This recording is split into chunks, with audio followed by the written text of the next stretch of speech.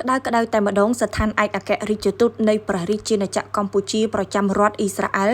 ដែលមាននិវេសនដ្ឋាននៅរដ្ឋធានីអង្ការ៉ាបានជម្រាបជូនក៏ដូចជាអំពីវិនិយោគដល់បងប្អូនប្រជាពលរដ្ឋខ្មែរទាំងអស់ដែលកំពុងតែរស់នៅនិងធ្វើការសិក្សានៅប្រទេសអ៊ីស្រាអែលថាភាពតានតឹងផ្នែកយោធារវាងប្រទេសអ៊ីស្រាអែលនិងប្រទេសអ៊ីរ៉ង់កំពុងតែមានការកើនឡើងគួរឲ្យព្រួយបារម្ភយ៉ាងខ្លាំងនៅថ្ងៃទី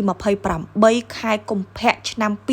2026ដែលជាថ្ងៃចុងក្រោយនៃខែកុម្ភៈតែម្ដងអាស្រ័យហេតុនេះហើយស្ថានឯកអគ្គរដ្ឋទូតនៃព្រះរាជាណាចក្រកម្ពុជាប្រចាំរដ្ឋអ៊ីស្រាអែលសូមធ្វើការអំពាវនាវដល់បងប្អូនប្រជាពលរដ្ឋខ្មែរទាំងអស់ដែលកំពុងតែរស់នៅធ្វើការនិងសិក្សានៅប្រទេសអ៊ីស្រាអែលដែលត្រូវមានការប្រុងប្រយ័ត្នខ្ពស់បំផុតនិងអនុវត្តដាច់ខាតតាមការណែនាំរបស់អាជ្ញាធរអ៊ីស្រាអែលដើម្បីធ្វើយ៉ាងណាឲ្យមានសុខសុវត្ថិភាពផ្ទាល់ខ្លួនរបស់បងប្អូនទាំងអស់គ្នាចំពោះករណីត្រូវការជំនួយផ្នែកកិច្ចការកុងស៊ុលអាចតាក់ទងស្ថានឯកអគ្គរដ្ឋទូតនៃព្រះរាជាណាចក្រកម្ពុជាប្រចាំរដ្ឋអ៊ីស្រាអែលដែលមាននិវេសនដ្ឋាននៅរដ្ឋអង្ការ៉ាតាមរយៈលេខទូរស័ព្ទ012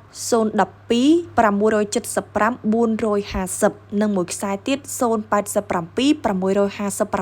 262នេះគឺជាសេចក្តីអំពាវនាវរបស់ស្ថានឯកអគ្គរដ្ឋទូតកម្ពុជាប្រចាំសាធារណរដ្ឋអ៊ីស្រាអែលដែលបានប្រកាសជូនបងប្អូនទាំងអស់គ្នា